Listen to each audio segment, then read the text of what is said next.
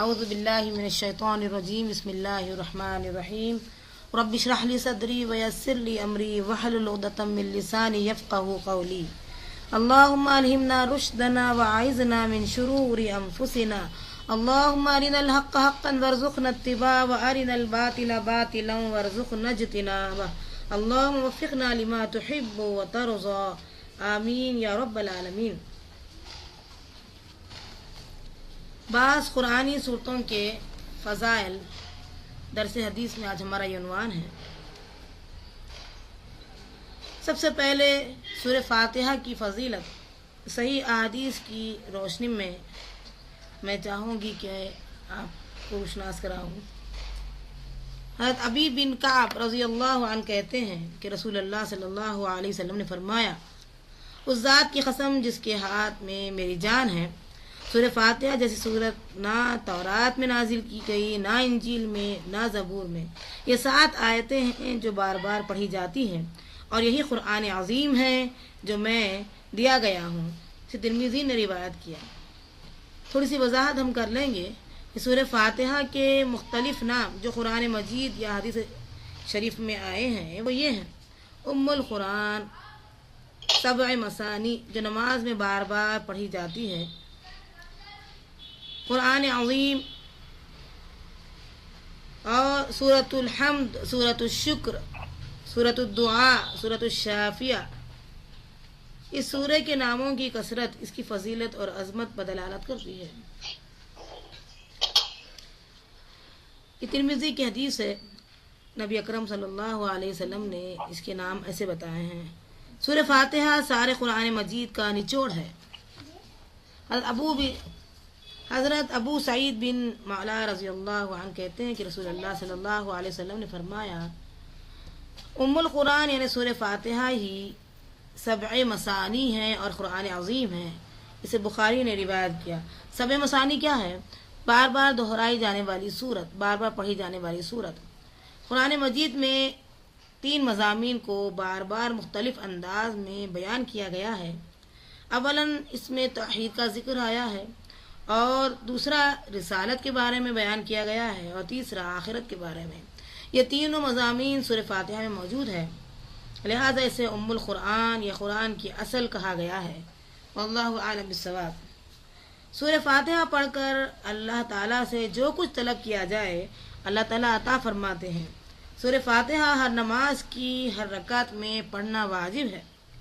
ابو ہریرہ رضی اللہ عنہ کہتے ہیں کہ میں نے رسول اللہ صلی اللہ علیہ وسلم کو فرماتے سنا، اللہ تعالیٰ فرماتے ہیں، میں نے نماز اپنے اور اپنے بندے کے درمیان آدھی آدھی تقسیم کر دی، لہٰذا میرا بندہ جو سوال کرے گا اسے ملے گا۔ جب بندہ کہتا ہے الحمدللہ رب العالمین تو اللہ تعالیٰ فرماتے ہیں میرے بندے نے میری تعریف کی۔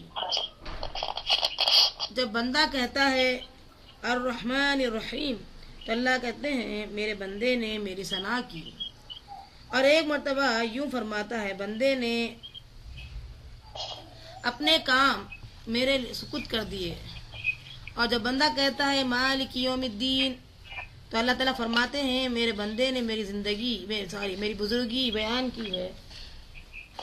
جب بندہ کہتا ہے ایاک نعبد و ایاک نستعین تو اللہ فرماتا ہے یہ میرے اور میرے بندے کے درمیان معاملہ ہے، اور میرا بندہ جو مانگے گا اسے ملے گا۔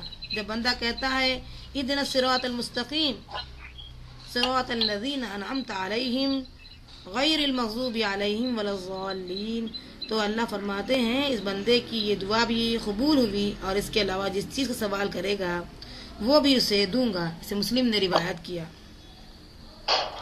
معلوم ہوا کہ اللہ تعالیٰ نے یہ بتایا کہ میرے اور میرے بندے کے درمیان یعنی تقسیم جو ہو رہی ہے اس کی وضاحت یہاں بتائی جا رہی ہے کہ یہ آدھی آدھی جو ہے صورت تقسیم ہو چکی ہے، کہ جب بندہ یہ کہے الحمدللہ رب العالمین تو اللہ نے کہا کہ تعریف کی، میرے بندے نے خوشی کا اظہار کیا۔ الرحمن الرحیم جب بندے نے کہا تو اللہ نے کہا میری ثنا کی، یا میرے بندے نے اپنے کام میرے سپرد کر دیا۔ اور جب بندہ کہتا ہے مالک یوم الدین تو اللہ تعالیٰ فرماتے ہیں میرے بندے نے میری بزرگی بیان کی۔ اس طریقے سے یہ میرے اور میرے بندے کے درمیان کا معاملات ہے. ایاک نعبد و ایاک نستعین، جو مانگے گا اسے ملے گا. جب بندہ کہتا ہے اہدنا الصراط المستقیم صراط الذین انعمت علیہم غیر المغضوب علیہم ولا الضالین، تو اس کا مطلب یہ ہوا کہ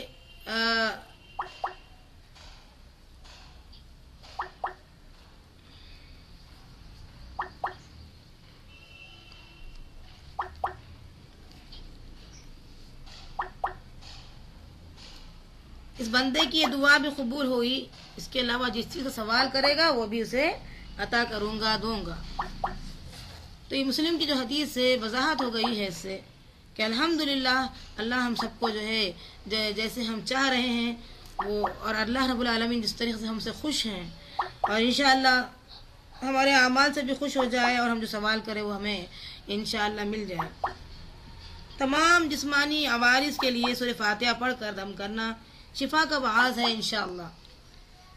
ابو سعید خدری رضی اللہ عنہ سے روایت ہے کہ دوران سفر ہم نے ایک جگہ پڑھاؤ کیا تو ایک لڑکی آئی اور کہنے لگی اس قبیلے کے سردار کو بچھو نے کاٹا. دوران سفر ہم نے ایک جگہ پڑھاؤ کیا تو لڑکی جب ہمارے پاس علاج جاننے کے لیے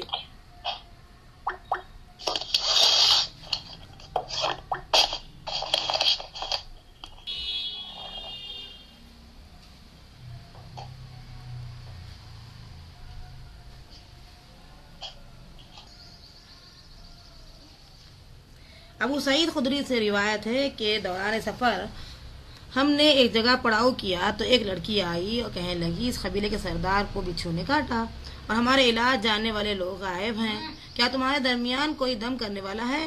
ایک آدمی اس کے ساتھ چل دیا، حالانکہ ہم نے کبھی نہیں سنا تھا کہ وہ دم کرتا ہے، لیکن اس نے دم کیا اور سردار ٹھیک ہو گیا. سردار نے دم کرنے والے کو 30 بکریاں دینے کا حکم دیا، ساتھ دودھ بھی جو ہے پلایا.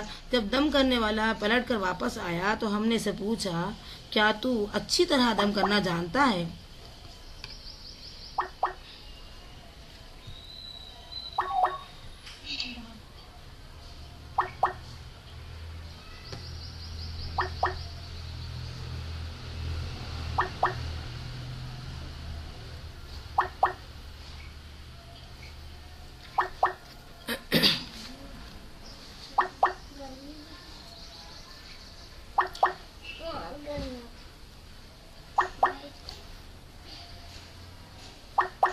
یا یوں کہا کہ کیا تو دم کرتا ہے؟ اس نے کہا نہیں، میں نے تو بس سورہ فاتحہ پڑھی اور پھونک مار دی. بکریوں کے بارے میں ہم نے طے کیا کہ ان کے بارے میں اس وقت تک کوئی فیصلہ نہیں کریں گے جب تک کہ رسول اللہ صلی اللہ علیہ وسلم سے پوچھ نہ لیں. جب ہم مدینہ پہنچے تو ہم نے نبی اکرم صلی اللہ علیہ وسلم سے اس کا ذکر کیا تو آپ نے فرمایا تجھے کیسے معلوم ہوا کہ سورہ فاتحہ سے دم کیا جاتا ہے؟ ان بکریوں کو آپس میں جو ہے تقسیم کر لو اور میرا حصہ بھی رکھنا. بخاری نے روایت کیا. معلوم ہوا کہ رب العالمین کی طرف سے جو ہم کو صورت ملی ہے الحمدللہ اس میں شفا اللہ نے رکھی ہے، شفا کا باعث ہے، اور الحمدللہ سورہ فاتحہ جب پڑھا جاتا ہے تو الحمدللہ بیماریوں کے اثرات ختم ہو جاتے ہیں. دارقطنی کی روایت میں بھی ہے کہ صحابی نے 7 مرتبہ سورہ فاتحہ پڑھ کر دم کیا. اللہ عالم بالصواب. اسی طریقے سے جادو، جنون، مرگی اور یعنی سایہ جو کچھ بھی اثرات ہم دیکھتے ہیں جیسے بیماریوں میں صبح شام 3 مرتبہ سورہ فاتحہ پڑھ کر دم کرنا شفا بخش ہے.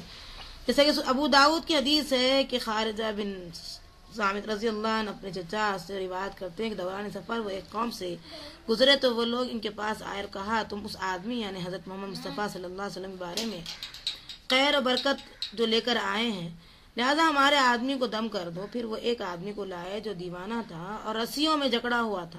صحابی نے 3 دن صبح شام سورہ فاتحہ پڑھ کر اسے دم کیا.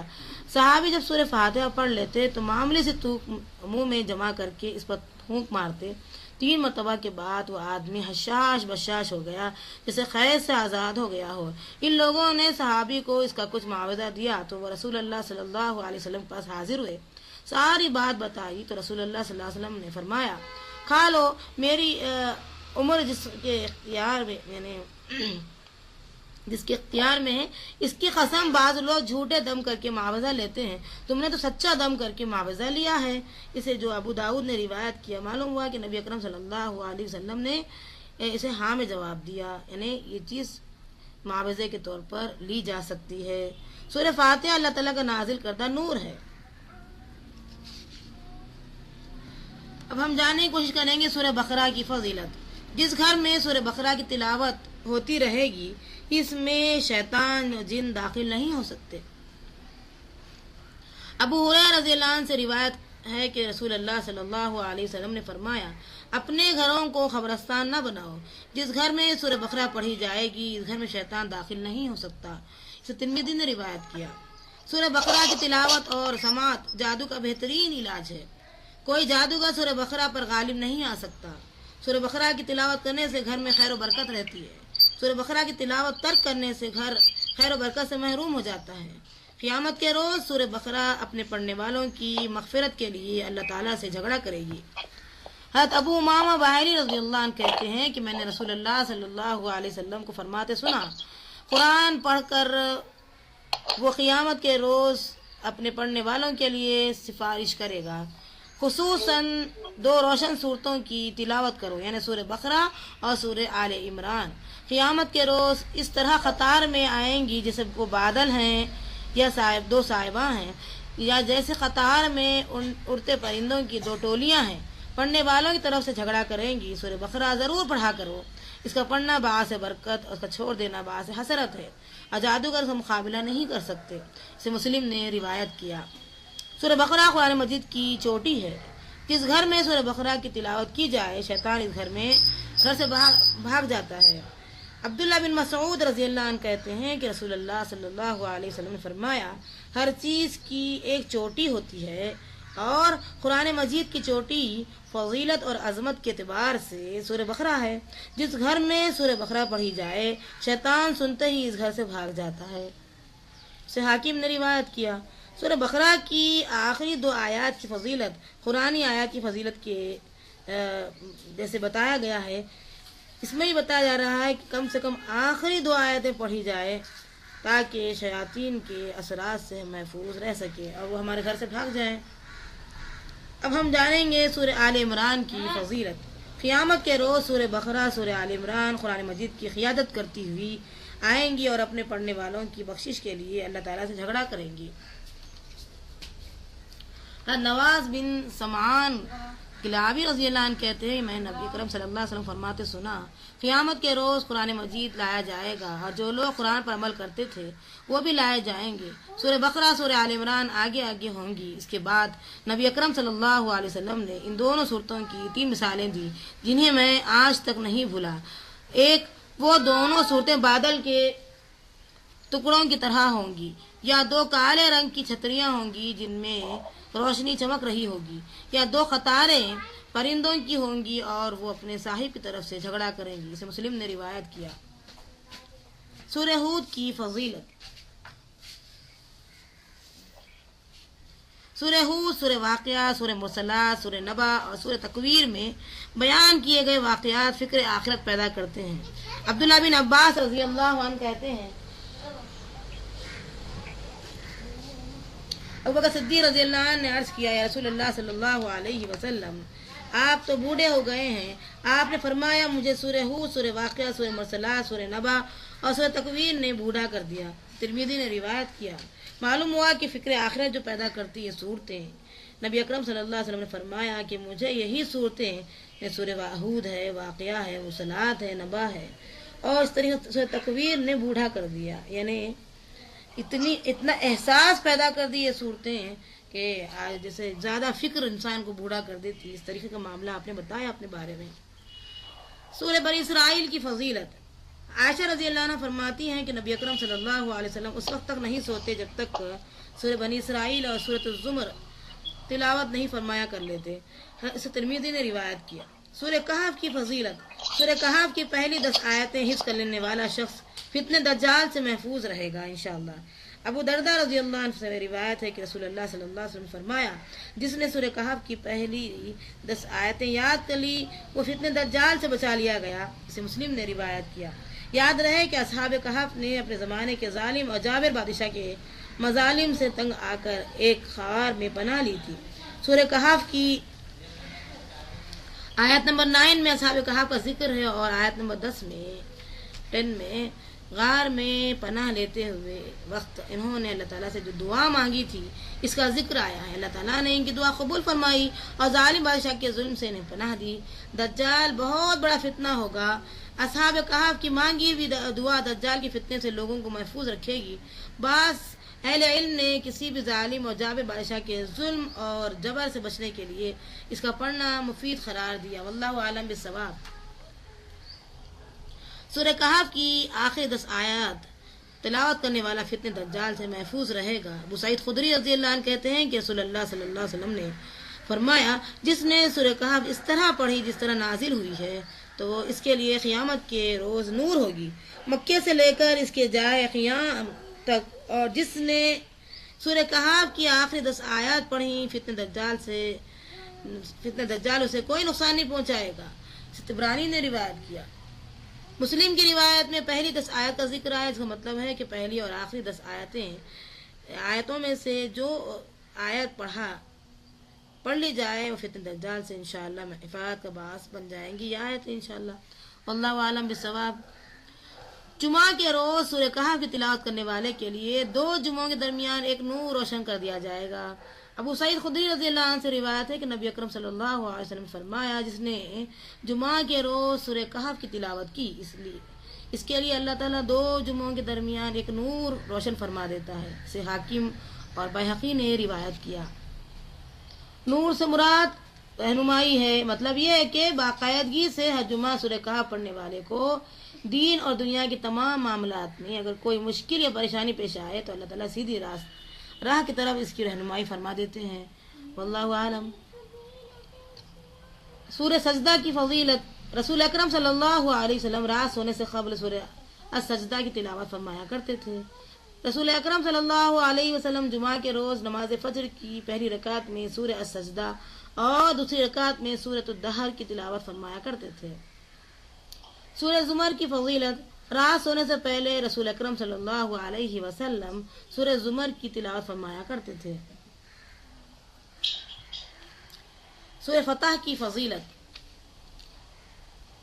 زید بن اسلم اپنے باپ سے روایت کرتے ہیں کہ رسول اللہ صلی اللہ علیہ وسلم ایک رات سفر میں تھے، عمر رضی اللہ عنہ بھی آپ کے ساتھ تھے۔ عمر رضی اللہ عنہ نے آپ سے کوئی مسئلہ پوچھا لیکن آپ نے کوئی جواب نہ دیا۔ عمر رضی اللہ عنہ نے دوسری بار پوچھا، پھر بھی آپ نے جواب نہ دیا۔ تیسری بار پوچھا، تب بھی آپ نے کوئی جواب نہ دیا۔ عمر رضی اللہ عنہ نے دل میں سوچا، تجھے تیری ماں گم پائے۔ تو نے 3 بار بڑی عاجزی سے سوال کیا لیکن تینوں بار آپ صلی اللہ علیہ وسلم نے تجھے کوئی جواب نہیں دیا۔ عمر کہتے ہیں، میں نے اپنا اونٹ تیز کر دیا اور لوگوں سے آگے نکل گیا، لیکن اس بات سے ڈرتا رہا کہ میری اس حرکت پر قرآن مجید نازل نہ ہو جائے۔ اتنے میں ایک پکارنے والے نے زور سے میرا نام پکارا۔ میں نے دل میں سوچا کہ میرے بارے میں قرآن مجید نازل ہونے کا خدشہ صحیح ثابت ہو گیا۔ میں نے رسول اللہ صلی اللہ علیہ وسلم کی خدمت میں حاضر ہوا، سلام کیا۔ آپ نے ارشاد فرمایا، آج رات مجھ پر ایک سورت نازل کی گئی جو مجھے ہر اس چیز سے زیادہ محبوب ہے جس پر سورج طلوع ہوتا ہے۔ پھر آپ نے پڑھا، انا فتحنا لک فتحا مبینا۔ اسے بخاری نے روایت کیا۔ یاد رہے کہ 6 ہجری میں آپ صلی اللہ علیہ وسلم نے کفار سے حدیبیہ کے موقع پر بعض شرائط کے تحت صلح کی تو کچھ صحابہ کرام رضی اللہ عنہم اجمعین ان شرائط کی وجہ سے رنجیدہ تھے۔ صلح کے بعد اللہ تعالیٰ نے یہ صورت نازل فرمائی اور اس صلح کو عظیم فتح قرار دیا جس پر تمام صحابہ کرام رضی اللہ عنہم اجمعین مطمئن ہو گئے۔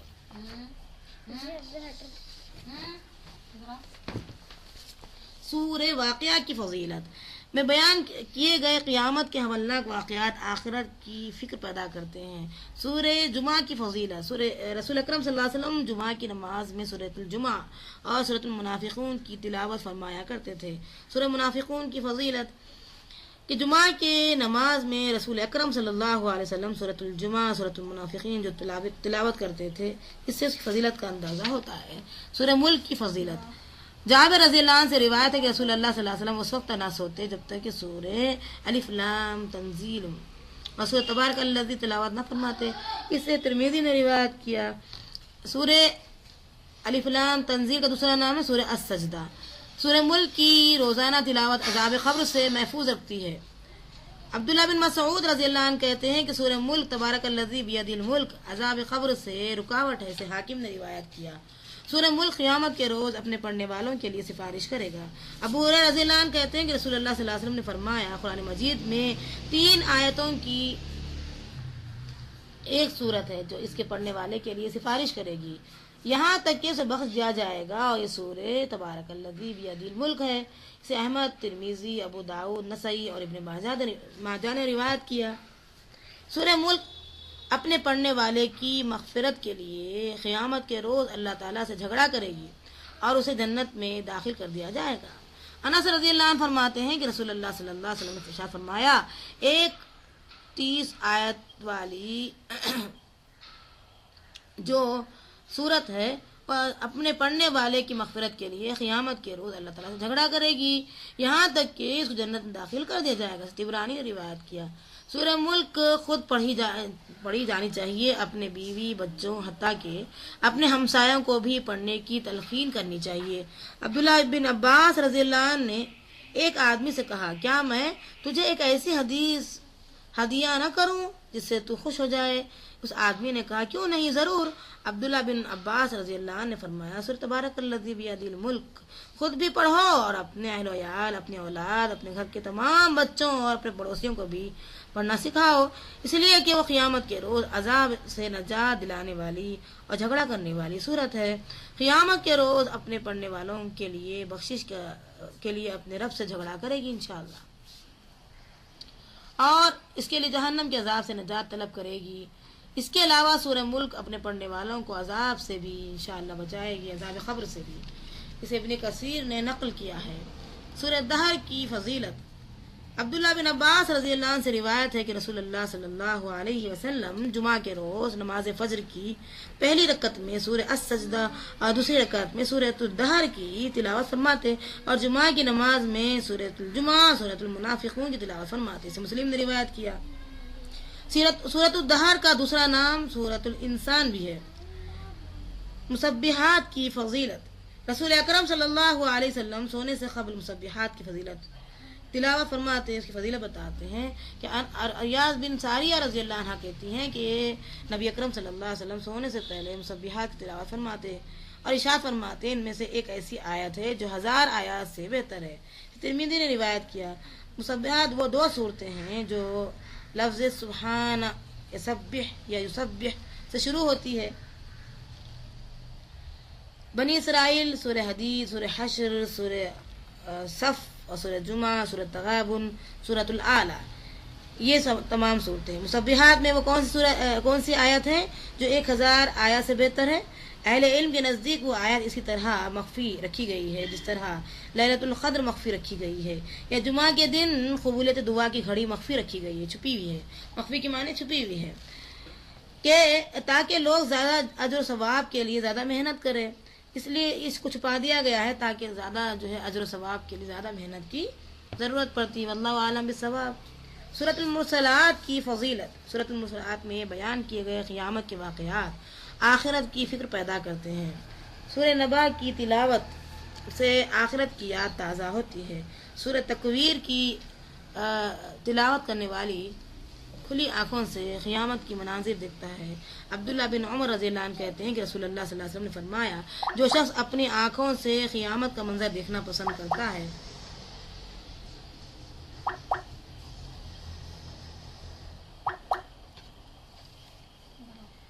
اسے سورہ تکویر، سورہ انفطار اور سورہ انشقاق کی تلاوت کرنی چاہیے۔ اسے ترمذی نے روایت کیا۔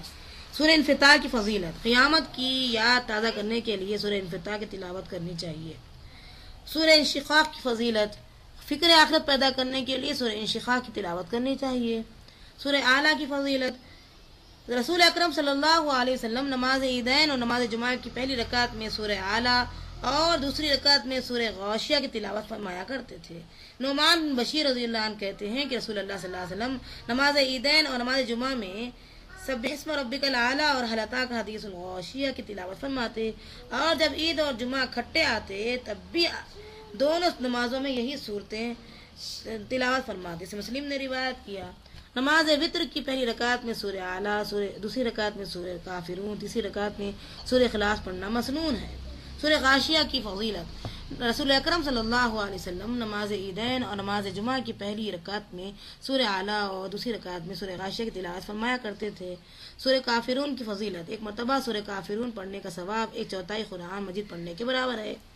عبداللہ بن عباس رضی اللہ عنہ کہتے ہیں کہ رسول اللہ صلی اللہ علیہ وسلم نے سورہ زلزال نصف قرآن کے برابر اور سورہ اخلاص ایک تہائی قرآن کے برابر اور سورہ کافرون ایک چوتھائی قرآن کے برابر فرمایا. ترمذی نے روایت کیا. یہ تمام احادیث میں سورہ زلزال کی جو فضیلت کا حصہ یہ جو ہے ضعیف ہے. باقی صحیح ہے. یعنی سنن ترمذی یعنی اس میں بتایا گیا ہے کہ یہ جو زلزال کے بارے میں ہے یہ تھوڑی ضعیف بات ہے. بہرحال سورہ کافرون کی تلاوت کرنے سے یقیناً ایک چوتھائی قرآن کی تلاوت کا ثواب انشاءاللہ مل جائے گا، یا سورہ اخلاص کی تلاوت کرنے سے ایک تہائی قرآن کی تلاوت کا ثواب مل جاتا ہے.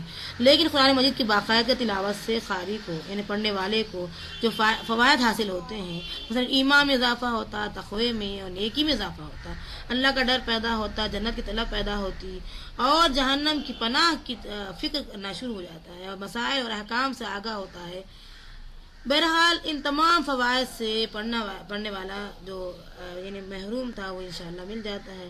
اصل میں اس میں اصل بات یہ ہے کہ اس میں یعنی تقوی جتنا کم ہوتا ہے، اس میں معلوم ہوتا ہے کہ اللہ تعالیٰ کی اس کی ذات کی اور پہچان ہو جاتی ہے، پھر اس کا ڈر پیدا ہوتا ہے، پھر اس کلام سے محبت پیدا ہوتی ہے اور اس طریقے سے جنت کی طلب ہر لمحہ شروع ہو جاتی ہے.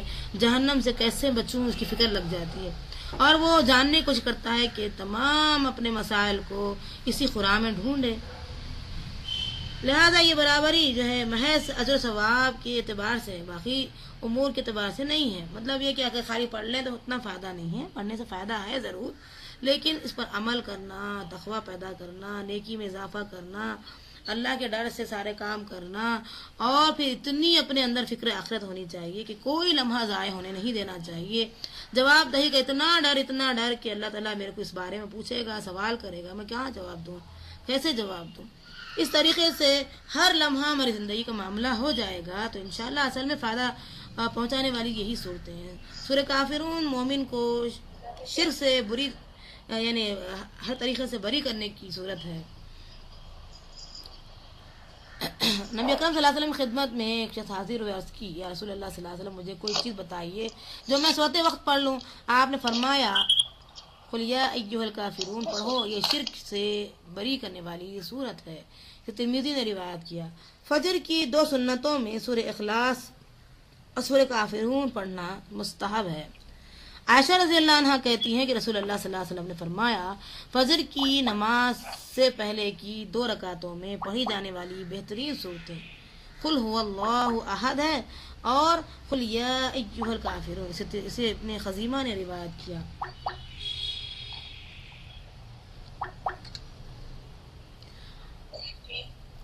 سورہ کافرون اور معوذتین یعنی سورہ فلق اور سورہ ناس پڑھ کر دم کرنا زہریلے جانور کے کاٹنے پر بہترین اس کا علاج بن جاتا ہے. علی رضی اللہ عنہ کہتے ہیں کہ دوران نماز میں نبی اکرم صلی اللہ علیہ وسلم کو بچھو نے کاٹ لیا. جب آپ صلی اللہ علیہ وسلم نماز سے فارغ ہوئے فرمایا اللہ لعنت کرے بچھو پر، یہ نمازی کو چھوڑتا ہے نہ غیر نمازی کو. پھر آپ صلی اللہ علیہ وسلم نے فرمایا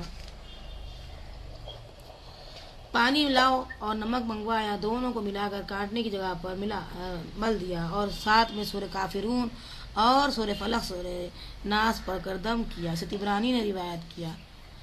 ابن ابی شیبہ کی روایت میں سورہ کافرون کے بجائے سورہ اخلاص اور معوذتین کا ذکر آیا ہے. ممکن ہے کہ ایک بار سورہ اخلاص پڑھی ہو، دوسری بار سورہ کافرون پڑھی ہو، اور یہ بھی وضاحت ہے کہ آپ صلی اللہ علیہ وسلم اس وقت تک پڑھ کر دم کرتے رہے جب تک آرام نہیں آیا. واللہ اعلم بالصواب.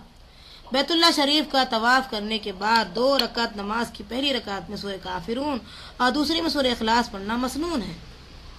جابر بن عبداللہ رضی اللہ عنہ سے روایت ہے کہ رسول اللہ صلی اللہ علیہ وسلم نے طواف کی 2 رکعتوں میں سے ایک میں قل یا ایھا الکافرون اور دوسرے میں قل هو اللہ احد تلاوت فرمائی. اسے ترمذی نے روایت کیا.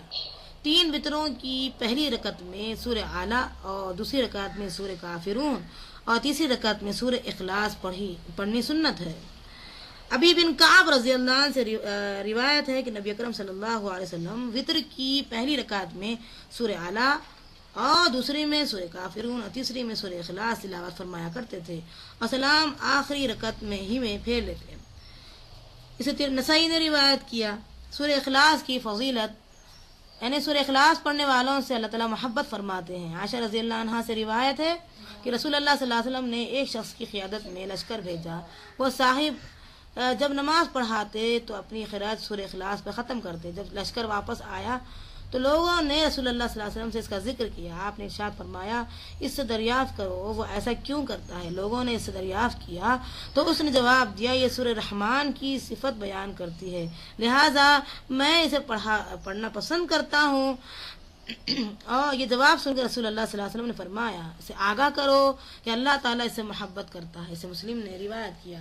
سورہ اخلاص جو پڑھتا ہے اللہ اس سے محبت کرتا ہے۔ ایک مرتبہ سورہ اخلاص پڑھنے کا ثواب 1/3 قرآن کے برابر کر دیا گیا۔ رسول اللہ صلی اللہ علیہ وسلم نے ایک روز بلکہ آپ کا یہ معمول تھا کہ رات سونے سے پہلے اور سورہ اخلاص پڑھنے کی ترغیب دلایا کرتے تھے۔ ابو درداء رضی اللہ عنہ نبی اکرم صلی اللہ علیہ وسلم سے روایت کرتے ہیں کہ آپ نے فرمایا کیا تمہارے لیے ممکن نہیں کہ روزانہ رات کے وقت 1/3 قرآن پڑھ لیا کرو؟ صحابہ نے عرض کیا 1/3 قرآن ہم کیسے پڑھ سکتے ہیں؟ آپ نے فرمایا سورہ اخلاص قل هو اللہ احد 1/3 قرآن کے برابر ہے۔ مسلم نے روایت کیا۔ سورہ اخلاص سے محبت اور اس کی کثرت تلاوت جنت میں جانے کا باعث انشاءاللہ بنے گی۔ ابو ہریرہ رضی اللہ عنہ کہتے ہیں میں نے رسول اللہ صلی اللہ علیہ وسلم کے ساتھ تھا، آپ نے ایک آدمی کو قل اللہ احد پڑھتے ہوئے سنا تو آپ نے فرمایا اس کے لیے واجب ہو گئی۔ میں نے عرض کیا کیا چیز واجب ہو گئی؟ آپ نے فرمایا جنت۔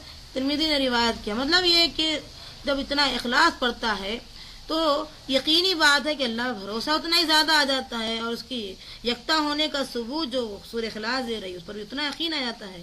اسی لیے اور پھر وہ غیر اللہ کو شریک نہیں کرتا، ہر معاملے میں اسی پہ بھروسہ کرتا ہے، ساری زندگی اللہ کے احکامات پر بسر کرتا ہے، لہٰذا ظاہر سی بات ہے جنت اسی کو ملے گی۔ انس بن مالک کہتے ہیں کہ ایک آدمی مسجد قباء میں لوگوں کی امامت کراتا تھا۔ وہ جب بھی نماز میں کسی سورت کی تلاوت کرتا تو پہلے قل هو اللہ احد پڑھتا، اس کے بعد کوئی دوسری سورت تلاوت کرتا۔ ہر رکعت میں وہ ایسا ہی کرتا۔ لوگوں نے اسے کہا کہ تم پہلے سورہ اخلاص پڑھتے ہو پھر یہ سمجھتے ہو کہ یہ سورہ نماز کے لیے کافی نہیں ہے اور کوئی دوسری بعد میں سورت پڑھ لیتے ہو، تمہیں چاہیے کہ یہ یا تو سورہ اخلاص ہی پڑھو یا پھر اسے چھوڑ کر کوئی دوسری سورت پڑھ لیا کرو۔ اس نے کہا میں سورہ اخلاص کو نہیں چھوڑ سکتا، اگر تم پسند کرتے ہو تو میں تمہاری امامت کروں، اگر ناپسند کرتے ہو تو میں چھوڑ دیتا ہوں۔ لوگ اس شخص کو اپنے درمیان سب سے زیادہ متقی سمجھتے تھے، لہذا انہوں نے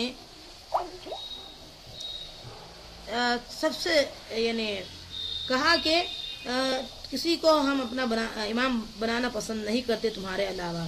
جب لوگ نبی صلی اللہ علیہ وسلم کی خدمت میں حاضر ہوئے تو انہوں نے نبی اکرم صلی اللہ علیہ وسلم کو اس بات سے آگاہ کیا۔ آپ نے اس سے دریافت فرمایا تو نے اپنے ساتھیوں کی بات کیوں نہیں مانی اور ہر رکعت میں سورہ اخلاص کی تلاوت کیوں کرتے رہے؟ اس نے عرض کیا رسول اللہ صلی اللہ علیہ وسلم میں اس سورت سے محبت کرتا ہوں۔ رسول اللہ صلی اللہ علیہ وسلم نے فرمایا اس کی محبت تجھے جنت میں لے جائے گی۔ ترمذی نے روایت کیا۔ یہ مسئلہ بھی واضح ہو کہ نماز میں سورتوں کی بھی ترتیب تلاوت کرنا واجب نہیں، 10 یعنی فرض نماز میں ترتیب ہونا چاہیے، سنت میں ضرورت نہیں ہے۔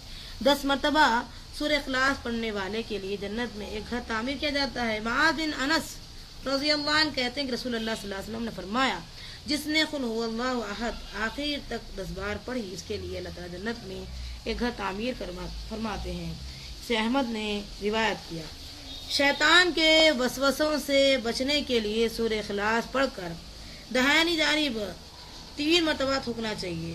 ابو سلمہ بن عبد الرحمن کہتے ہیں کہ میں نے رسول اللہ صلی اللہ علیہ وسلم کو فرماتے ہوئے سنا کہ ایک وقت آئے گا لوگ ایک دوسرے سے بہت زیادہ سوال کریں گے، یہاں تک کہ کہنے والا کہے گا اچھا مخلوق کو تو اللہ نے پیدا فرمایا، اللہ عز و جل کو کس نے پیدا کیا؟ جب لوگ ایسی بات کریں تو کہنا اللہ احد اللہ الصمد لم یلد ولم یولد ولم یکن لہ کفوا احد، یعنی اللہ ایک ہے، اللہ بے نیاز بھی ہے، نہ اس نے کسی کو جنا نہ وہ کسی سے جنا گیا، اور نہ کوئی اس کے ہم سر ہے یا ہم پلہ ہے۔ پھر 3 مرتبہ بائیں طرف تھوک کر شیطان سے اللہ کی پناہ طلب کرنا سے ابو داؤد نے روایت کیا۔ بیت اللہ شریف کو طواف کرنے کے بعد 2 رکعت نماز کی پہلی رکعت میں سورہ الکافرون اور دوسری میں سورہ اخلاص پڑھنا مسنون ہے۔ 3 وتروں کی پہلی رکعت میں سورہ اعلیٰ، دوسری میں سورہ کافرون، تیسری رکعت میں سورہ اخلاص پڑھنا مسنون ہے۔ نماز فجر کی پہلی رکعت میں قل هو اللہ احد اور دوسری میں قل یا ایھا الکافرون پڑھنا مسنون ہے، یعنی سنت سے ثابت ہے۔ سورہ فلق کی فضیلت، عقبہ بن عامر کہتے ہیں کہ میں رسول اللہ صلی اللہ علیہ وسلم کی خدمت میں حاضر ہوا تو آپ اونٹنی پر سوار تھے، میں نے اپنا ہاتھ آپ صلی اللہ علیہ وسلم کی خد مبارک پر رکھا اور عرض کیا مجھے سورہ ہود اور سورہ یوسف پڑھائیں۔ آپ نے ارشاد فرمایا اللہ کے نزدیک سورہ فلق سے بہتر سورہ تم کوئی نہیں پڑھ سکتے، اسے نسائی نے روایت کیا۔ معوذتین یعنی سورہ فلق اور سورہ ناس کی فضیلت، اللہ کی پناہ طلب کرنے کے لیے یہ 2 صورتوں سے بہتر کوئی صورت نہیں۔ معوذتین آفات سماوی یعنی جو طوفان ہے، زلزلہ ہے، سیلاب ہے، خیر سالی ہے، آندھی وغیرہ وغیرہ، اللہ کی پناہ جو ہے انشاءاللہ یہ تمام سے بھی اللہ کی پناہ مہیا یعنی مل جاتی ہے۔ عقبہ بن عامر کہتے ہیں کہ اللہ تعالی رب العالمین رسول اللہ صلی اللہ علیہ وسلم کی جو بات بیان کر رہے ہیں کہ رسول اللہ صلی اللہ علیہ وسلم ہمارے ساتھ تھے کہ اچانک ہمیں آندھی اور شدید تاریک نے آ لیا۔ رسول اللہ صلی اللہ علیہ وسلم نے معوذتین کے ساتھ اللہ تعالیٰ کی پناہ مانگی۔ اب جب پناہ مانگنا شروع کر دی تو فرمایا عقبہ ان دونوں صورتوں کے ذریعے اللہ کی پناہ ہی مانگا کرو، کسی پناہ مانگنے والے کے لیے ان سے بہتر کوئی صورت نہیں ہے، اسے ابو داؤد نے روایت کیا۔ معلوم ہوا کہ یہی 2 صورتیں ہیں کہ ان تمام شدید جو مسائل آتے ہیں جیسے زلزلہ، طوفان وغیرہ، ان سب سے اللہ اپنی پناہ میں لے لیتا ہے۔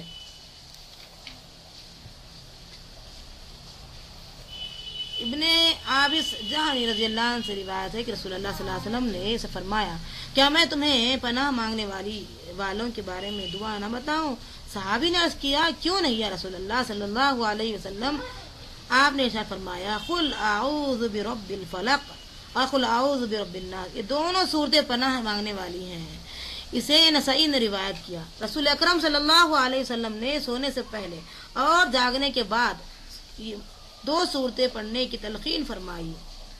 عقبہ بن عامر کہتے ہیں کہ رسول اللہ صلی اللہ علیہ وسلم نے فرمایا کیا میں تجھے وہ 2 ایسی صورتیں نہ بتاؤں یا نہ سکھاؤں جو ان سب صورتوں سے بہتر ہے جنہیں لوگ پڑھتے ہیں؟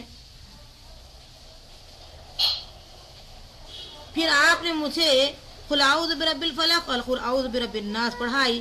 اتنے میں نماز کھڑی ہو گئی، آپ آگے بڑھیں اور نماز پڑھائی جن میں یہی 2 صورتیں پڑھی۔ پھر آپ میرے پاس سے گزرے تو فرمایا اے عقبہ ان صورتوں کی اہمیت سمجھ پائے یا نہیں؟ پھر آپ نے فرمایا جب بھی سونے لگو تو یہ 2 صورتیں پڑھو اور جب جاگو تب بھی یہ دونوں صورتیں پڑھو۔ اسے نسائی نے روایت کیا۔ رسول اکرم صلی اللہ علیہ وسلم نے ہر نماز کے بعد یہ 2 صورتیں پڑھنے کا جو حکم دیا ہے کہ عقبہ بن عامر فرماتے مجھے رسول اللہ صلی اللہ علیہ وسلم نے ہر نماز کے بعد یہ 2 صورتیں پڑھنے کا حکم دیا ہے۔ اسے احمد، ابو داؤد، نسائی، بہقی نے روایت کیا۔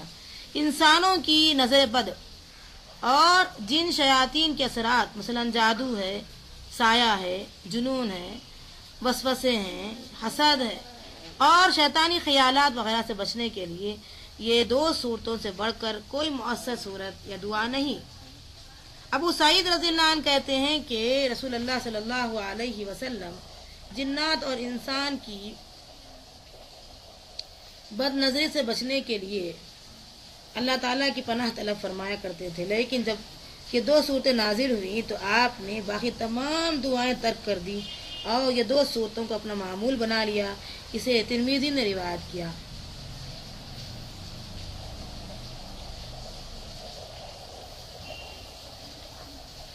سورہ فلق اور سورہ ناس جادو کا اثر زائل کرنے کے لیے سب سے بہتر اور مؤثر دم ہے.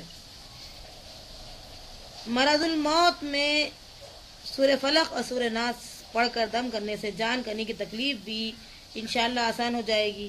عائشہ رضی اللہ عنہا سے روایت ہے کہ رسول اللہ صلی اللہ علیہ وسلم جب بیمار ہوتے تو یہ 2 صورتیں پڑھ کر اپنے آپ پر پھونک لیتے. جب مرض الموت میں آپ کی بیماری شدت اختیار کر گئی تو میں یہ 2 صورتیں پڑھ کر آپ صلی اللہ علیہ وسلم پر پھونکی اور برکت کی خاطر آپ کا دست مبارک آپ صلی اللہ علیہ وسلم کے جسم مبارک پر پھیرتے رہی. سے بخاری نے روایت کیا. سورہ فلق اور سورہ ناس فضیلت اور اجر اور ثواب کے اعتبار سے اپنی مثال آپ ہے. عقبہ بن عامر کہتے ہیں کہ رسول اللہ صلی اللہ علیہ وسلم نے فرمایا تم نے غور کیا آج کی رات مجھ پر ایسی آیت نازل ہوئی کہ اس سے پہلے کبھی ایسی آیت نہیں دیکھی گئی. وہ یہ ہے قل اعوذ برب الفلق اور قل اعوذ برب الناس. سے مسلم نے روایت کیا.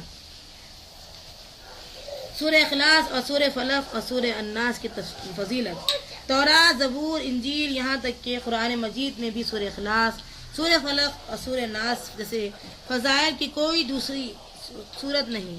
رسول اکرم صلی اللہ علیہ وسلم نے صحابی کو روزانہ رات سوتے وقت سورہ اخلاص سورہ فلق اور سورہ ناس پڑھنے کی تاکید فرمائی. عقبہ بن عامر کہتے ہیں کہ میں نے رسول اللہ صلی اللہ علیہ وسلم سے ملا تو آپ نے فرمایا اے عقبہ جو خط رحمی کرے اس سے تو صلہ رحمی کر, جو تجھے محروم رکھے تو اسے عطا کر, جو تجھ پر ظلم کرے تو اسے معاف کر.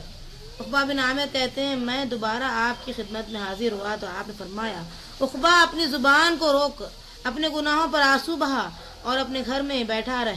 عقبہ بن عامر کہتے ہیں کہ میں پھر ایک بار آپ کی خدمت میں حاضر ہوا تو آپ نے فرمایا اے عقبہ کیا میں تجھے ایسی صورت نہ بتاؤں یا نہ سکھاؤں ایسی جیسی صورت نہ تورات میں نازل ہوئی, نہ زبور میں, نہ تو انجیل میں اور نہ قرآن میں.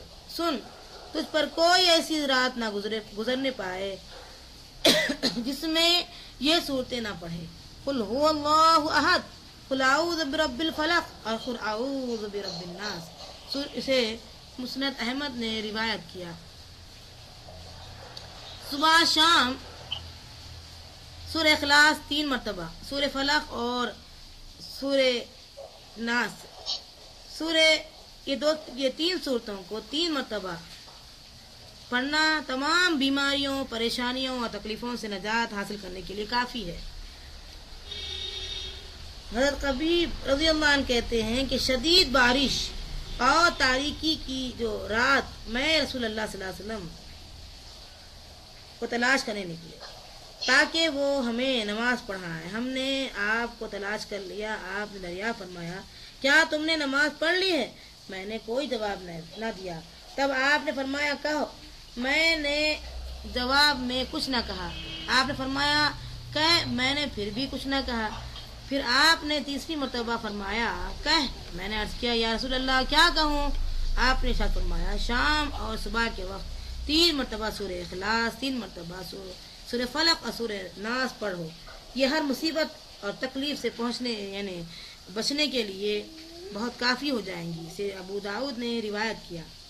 رات سونے سے قبل سورہ اخلاص سورہ فلق اور سورہ ناس پڑھنا اور دونوں ہتھیلیوں پر پھونک کر سارے بدن پر پھیرنا سنت سے ثابت ہے. عائشہ رضی اللہ عنہ کہتی ہیں کہ نبی اکرم صلی اللہ علیہ وسلم رات کے وقت جب سونے کے لیے بستر پر تشریف لاتے تو اپنی دونوں ہتھیلیوں کو اکٹھا کرتے, ان پر پھونک مارتے اور قل هو اللہ احد, قل اعوذ برب الفلق, قل اعوذ برب الناس پڑھتے. پھر اپنے جسم مبارک پر جہاں تک ہو سکتا دونوں ہتھیلیاں پھیرتے. پہلے سر مبارک پر ہاتھ پھیرتے, پھر چہرے مبارک پر اور سامنے کے بدن پر. پھر آپ صلی اللہ علیہ وسلم یہ عمل 3 مرتبہ فرماتے. سے بخاری نے روایت کیا. تمام قسم کے شیطانی شر اور فتنے وسوسے اور دیگر مصائب و آلام سے اللہ کی پناہ طلب کرنے کے لیے سورہ اخلاص سورہ فلق اور سورہ ناس سے بہتر کوئی صورت نہیں. عقبہ بن عامر کہتے ہیں کہ ایک غزوہ میں رسول اللہ صلی اللہ علیہ وسلم کے ساتھ سواری پر بیٹھے تھے کہ آپ صلی اللہ علیہ وسلم نے ارشاد فرمایا، اے عقبہ، کہ میں نے کان آپ کی طرف لگا دیے۔ آپ نے پھر ارشاد فرمایا، اے عقبہ، کہ میں پوری طرح آپ کی طرف متوجہ ہو گیا۔ آپ نے تیسری مرتبہ فرمایا، اے عقبہ، کہ میں نے عرض کیا کہوں؟ آپ نے فرمایا، قل هو اللہ احد، اور آخر تک سورت پڑھی۔ پھر قل اعوذ برب الفلق، پھر آخر تک سورت پڑھی۔ میں نے آپ کے ساتھ پڑھی، اور پھر آپ نے قل اعوذ برب الناس پڑھی، پھر میں نے بھی سورت آپ کے ساتھ پڑھی، یہاں تک کہ اسے مکمل کر دیا۔ پھر آپ نے ارشاد فرمایا، کسی پناہ مانگنے والے کے لیے ان تینوں صورتوں سے بہتر کوئی صورت نہیں پائی گئی جس کے ذریعے پناہ مانگی جا سکے۔ پھر نسائی نے روایت کیا۔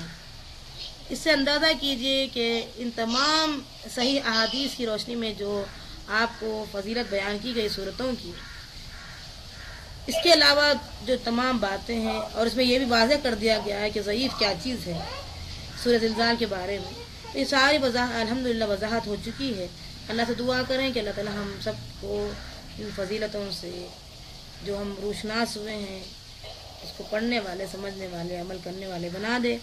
مین چیز توحید ہے، توحید پر ہم انشاءاللہ قائم رہیں گے، اپنی زندگی گزاریں گے تو انشاءاللہ کامیاب رہیں گے، اور جو نبی اکرم صلی اللہ علیہ وسلم جو پیغام لائے ہیں اس پر ہم انشاءاللہ عمل کرنے والے بنیں گے، انشاءاللہ احکام کے مطابق زندگی گزارنے والے بنیں گے، اور ہمارے ہر آن فکر آخرت لاحق رہے گی۔ انشاءاللہ جواب دہی کے ڈر سے ہم بچتے ہوئے بہتر سے بہتر زندگی گزاریں گے، اور ہماری نسلوں کے لیے دعا کریں گے اللہ تعالی ہم سب کو بہتر سے بہتر زندگی اس کے مطابق عطا فرما دے۔ اللہ آپ کے عمل کو، ہمارے عمل کو قبول فرما لے۔